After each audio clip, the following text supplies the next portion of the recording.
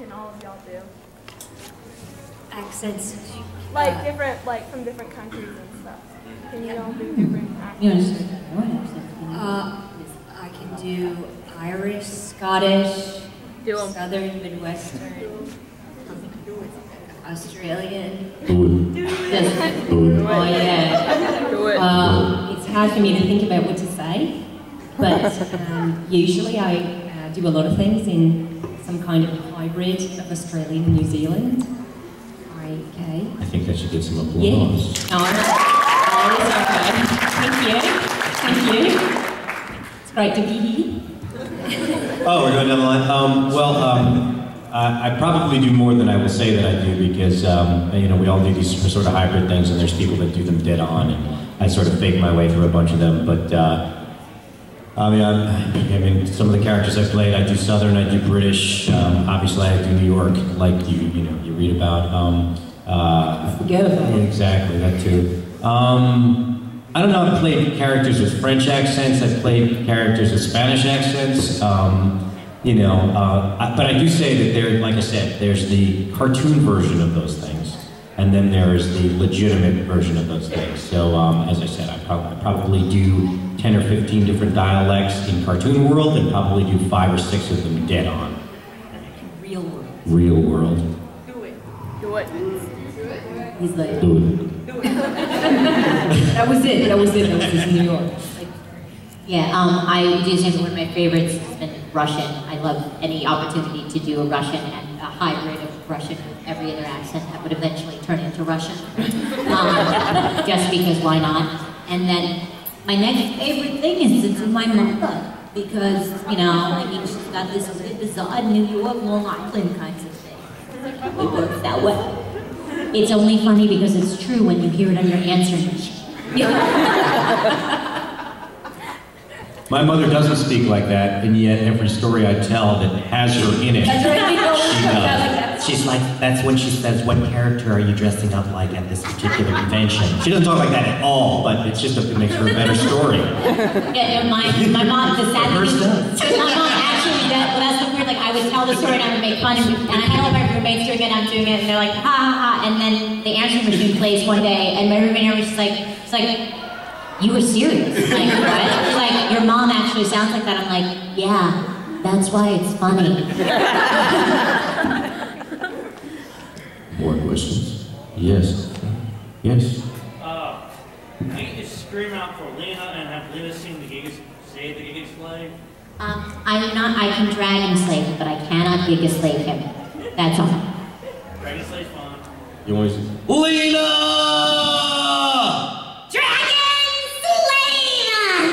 I hope you're okay, Gallagher.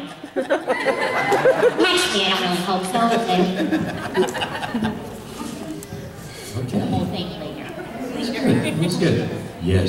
What was it like resurrecting your characters after so many years after Next, or Try was the last one, and then when they brought back what, Revolution? Yeah, that was cool because, you know, those were characters, I mean, that was the first series that I worked on. You know, the regular character, and it was like, you know, you remember that, and you go like, yeah, that was so much fun, it was a fun show to work on, a great cast, and great director, and then afterwards it's like, you know, okay, well, then that's the end of that, but the fact that they got the whole cast to come back and do it, once again, I didn't get to actually see them, except for, hey, it would have been nice to actually have, you know, work together. Yes, work together, but it was fun. Yeah, it was really a treat. Although, when we did this last batch, it was so fast. At least before we did like 1 or 2 episodes a week, I think, and this we did it all very quickly. So in a way we didn't get to stew in it so much and really enjoy it, I guess. So maybe they'll have us do more, that would be great. It's cool. Yeah, though I have to say, starting off, like, I remember when we found out it was a possibility, and when it was pretty sure that we were going to do it, I remember talking to Veronica, and she was like, did you hear that we're actually going to get to do Slayers again? And I thought that was so great. Because at one point, there was some other Slayers thing that they did with other people. Right. And so it was nice that they actually called us to work on this. Yeah, that was so exciting. Obviously the fans' voices were heard. I think so, though, actually. In this case, I think Funimation. I might have been doing so it in a silly you. voice, but I was being serious. Yes, you were right.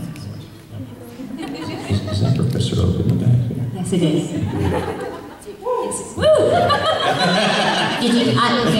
I have allergies, just so that everybody knows, so my hearing's a little off. You just said Professor Oak in the back row, right? Okay, because I thought you said in the bathroom. And I didn't know. I have X-ray vision. I was like, that's such a I was like, is that a Nashville thing? I don't get that. No. Do what? Anyway. Do what? Do what? All right, what else we got? Yes, in the hat. Have you guys ever gotten to actually record together? Because I get the impression you all go in one at a time and do your lines, do it that way. Most of the time it's solo stuff, but all of us have worked on prelay shows where we do get into the booth at the same time. Sometimes. I know that Veronica, especially when she was working on Teenage Mutant Ninja Turtles, was in with the Turtles a lot, and I'm sure Lisa has done stuff like that as well. So. When you're filling in the lip flap, I guess it's more economical for them to have you in one at a time, because you're really just trying to get your words to fit in the flap that's available. So it's not cost effective for all of us to be in at the same time, although it would be super fun. Yeah. No, I know that in Japan, one of the things they used to have people come in at the same time and dub to things. But then you'll notice sometimes in those they don't always match up to things, because those guys are actually doing it as it comes along. More like a radio play in a sense. More like a radio play, but where most of the stuff that you do when you're doing ADR is just you in the booth into there. But I think like after a while we all got to know each other, so you kind of know each other's rhythms and you know what everybody's going to do. That's why the first time I met him was funny, because I had heard his voice already for so long, and the only image I had was Gowie. It looks a little different. Exactly. And I was like, wow. And I probably have that outfit too somewhere in my closet. Yeah. The next time I saw him, I was like, oh, that's much better. Right. And I was like, he only voiced with the blonde wig. So that's an absolutely true story. But to go back to your question about working in the booth at the same time, you know, there's a couple of different categories of how we work as voice actors. A lot of times, if we're doing like a radio commercial, two-character thing, we'll be sitting in the booth together and talk and bounce off of each other, or even the three of us could be in the booth at the same time. You just have to be careful not to, what they call, step on each other's lines, so that you can get in between what we say and move it around or fix it if you decide to do that. And then with the prelay show, like when I was directing Viva Pinata, I preferred not to record everyone at the same time, so that I could really just, you know, finesse the read, and in my brain, I knew the dialogue I would build from that. And if you listen to that show, it sounds like people were talking to each other. None of those actors were in the booth at the same time at all. And then the last thing I was going to say is, you see a lot of these Disney movies and things like that where the characters look like, the faces and the facial expressions look like the characters, the actors that you know. I got a chance to work on Madagascar with Chris Rock, and I subbed in for Ben Stiller. I sat in the booth with Chris Rock, so he had someone to play off of. And they kept a video camera on him the whole time while he dubbed. And so when you look at the final animation and the animators are sitting there drawing it, they're looking at Chris Rock's face so that when they add it to the character's line delivery, it looks like him. So it's pretty neat, all the different, you know, ways to do this sort of stuff. So yeah, sometimes you can have a guy in the booth and he's just sitting there just in case you need him to play off. So there you go. All right, what else we got? Anything? Nope. Yes. What's your worst experience? In the world? In the world of anime. In Slayers or just in any working?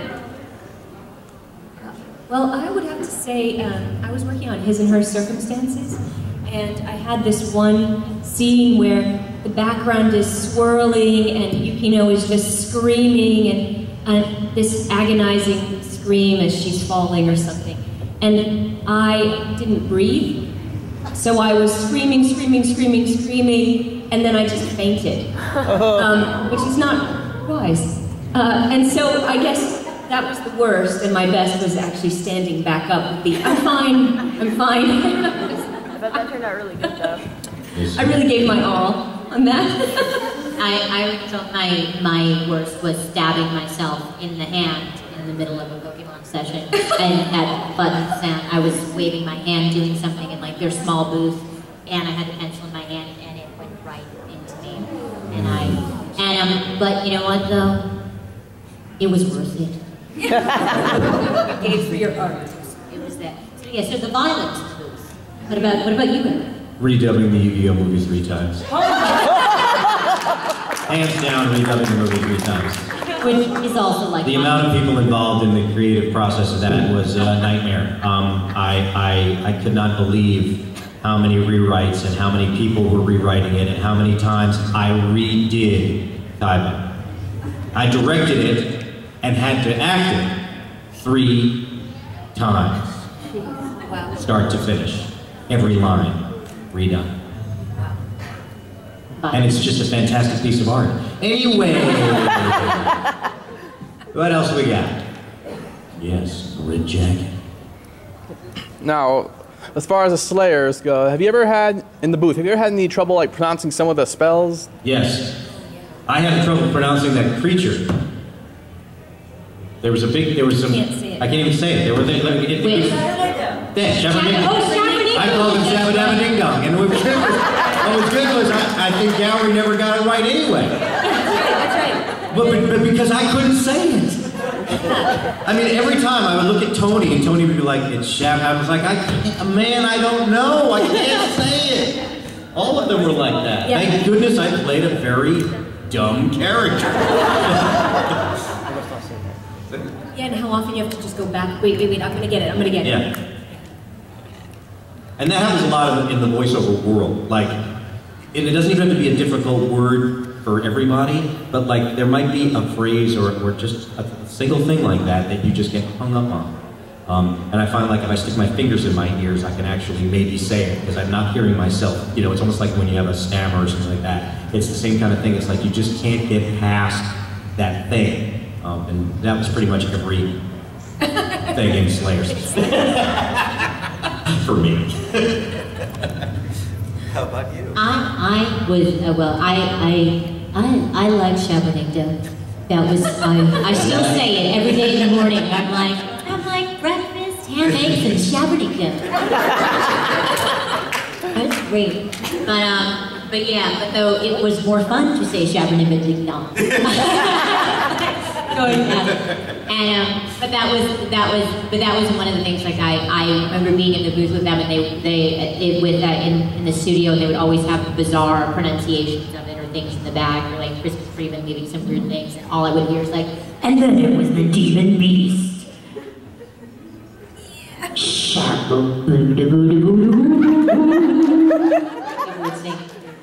But most of the stuff was fun. I think it was like the bolt, digger bolts.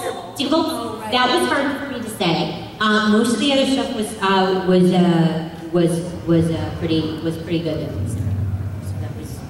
Which is why she had twice as many lines in every episode than I did, because she could actually say the words. That's how they divided it out. Originally they asked me to play Lena, and I couldn't say them, so they flipped the role. And they were like, all these. I'm like, Eric will never be able to pronounce that. Just give it to me. All right, what else we got?